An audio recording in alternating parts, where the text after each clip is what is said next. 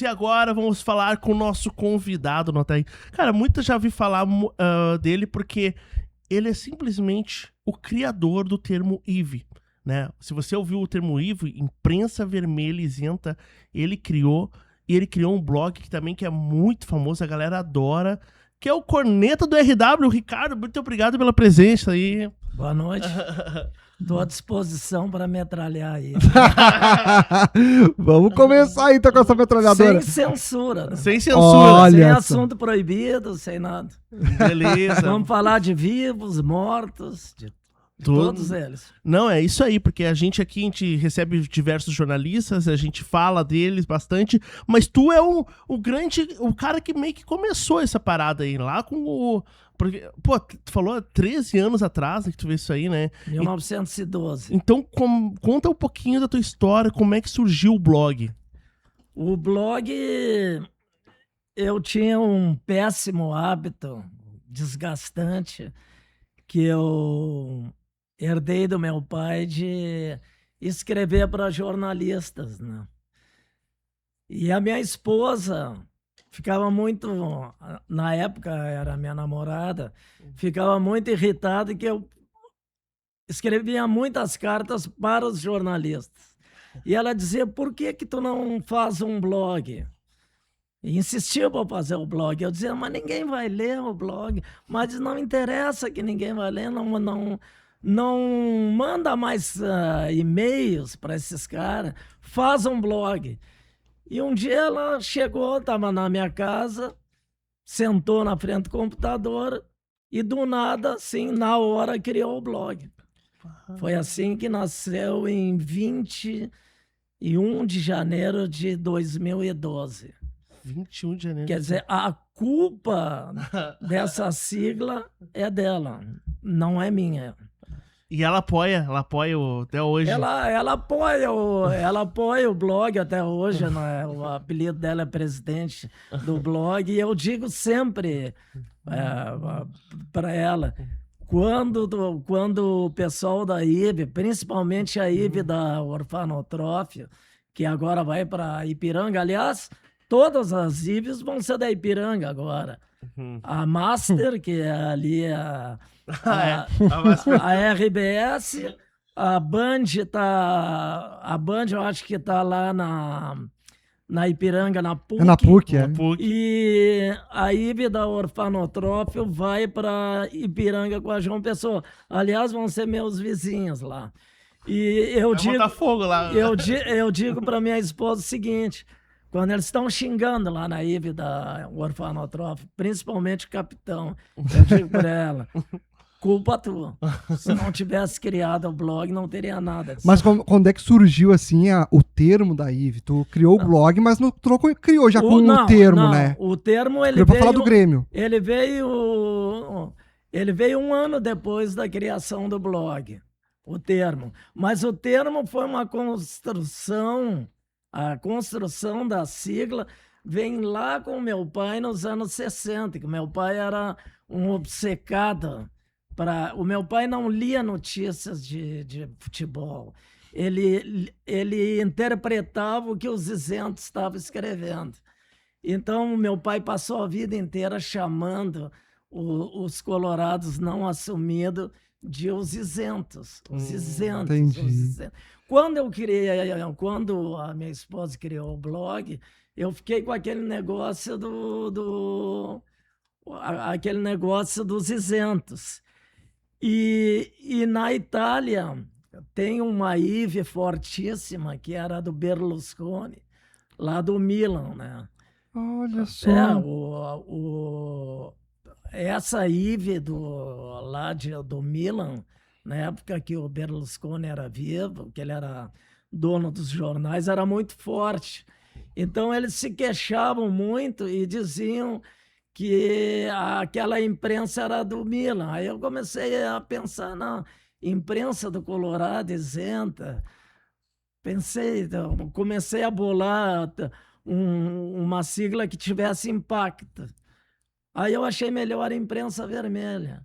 com os isentos lá do meu pai, Ah, formou sim. um casamento perfeito. Casamento perfeito. Mas quando é que surgiu isso? Quando é que tu pensou, 2013. né? 2013.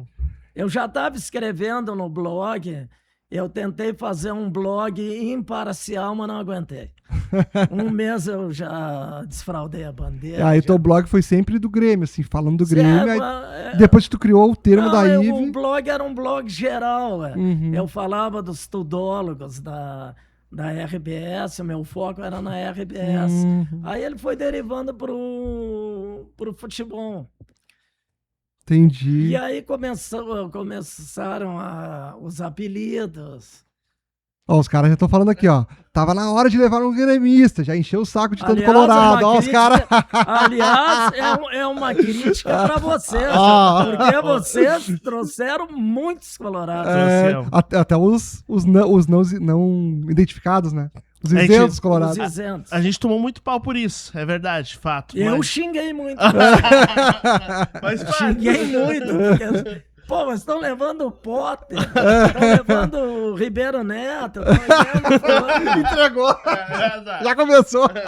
Começamos daquele jeito. E qual os comportamentos que a IVE normalmente tem, que o jornalista da IVE tem? Quais os comportamentos que tu enxerga que esse cara... O blog tem um acervo desde 2012. Eu tenho uma colega minha que diz: tu tem que levar provas. Não, aquilo ali, o blog tem um acervo de provas de que a IVE existe. Não é um achismo, não é um sentimento. A gente apresenta ao longo dos anos publicações de jornais. Tu investiga de fato. Investiga e mostra. Olha, eu pesquisei a IVE nos anos 40. Uhum. A IVE nos anos 40, que era comandada pelo Cid Pinheiro Cabral, o grande mentor da imprensa vermelha, em 1940, de 1940 a 1950, o Grêmio era a terceira força. E às vezes perdia até para notícias do Remo, do Vasco e do Flamengo. Meu Deus. Agora, no Sul? Tem que pesquisar isso. Como que a IVE surgiu? Você sabe como a IVE surgiu? Há controvérsias. Mano. O meu amigo lá, Leonardo Reis, disse que a IVE iniciou num problema que teve com o Correio do Povo, o Grêmio, nos anos 30. É uma boa opinião, uma boa tese dele. Eu acho que a IVE iniciou em 40. E a prova que a IVE iniciou em 40 está lá no monumento, lá numa placa, na Praça dos Eucaliptos, onde tem aqueles edifícios que foram construídos no antigo estádio dos Eucaliptos. Dizia assim a placa: time adorado pela torcida e pela imprensa.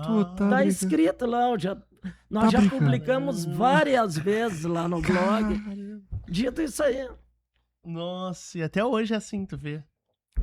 E sempre foi assim, ela inicia nos anos 40 e foi se consolidando e teve o ápice nos anos 70. Qual era o nome do capitão, o que tu disse aí, que era o que nessa época? Era o Cid Pinheiro Cabral. Depois dele veio quem? Quem era o novo capitão? Teve um novo capitão depois dele? O Cid Pinheiro Cabral é o patrono. Ele é o mentor da IVE, que o meu pai tinha muita irritação com Lauro Quadras. Lauro, um beijo para ti, Luíde Quadras. Ele fazia aquele programa na Polêmica, na Rádio Gaúcha, e todos os dias mandava um beijo para o Luíde, o presidente do Inter. O Lauro Quadros dizia que o Cid Pinheiro Cabral era fluminense. Então, o Cid Pinheiro Cabral, ele ficou 30 anos hegemônico, praticamente, fazendo o serviço da IVE, que ele começou a ter um enfrentamento quando o Paulo Santana entra nos anos 70, que foi um grande resistente da IVE. Né? Ali, o domínio do Cid Pinheiro Cabral começa a sucumbir, porque o Santana era muito mais talentoso do que ele. E o ápice fazendo uma introdução da IVE é os anos 70, que nunca aconteceu na história do futebol mundial. Eu duvido que alguém desminta, que ache alguma coisa parecida. O Inter, 4 dirigentes brigam dentro do Internacional, disputas políticas. Ípice Pinheiro, Ivo Correia Pires, Hugo Amorim, Ivo Correia Pires, Hugo Amorim. São 4. Esses 3 eu me lembrei. Eles aportaram na imprensa do Rio Grande do Sul. Isso não existe em nenhum lugar do mundo. Eles foram lá e foram ser Cláudio Cabral. Uhum. Então vamos lá, recapitulando. Cláudio Cabral, Cláudio Cabral, Ípice Pinheiro, Ivo Correia Pires e Hugo Amorim. Esses 4 saem da direção do Inter, eles eram os mandarins, e foram para a imprensa do Rio Grande do Sul. Caramba! Eu duvido que alguém me apresente uma história similar a essa aí. E 4 dirigentes 4 numa tacada só. Pá. E aí eles se juntaram, a Lazier Martins, etc.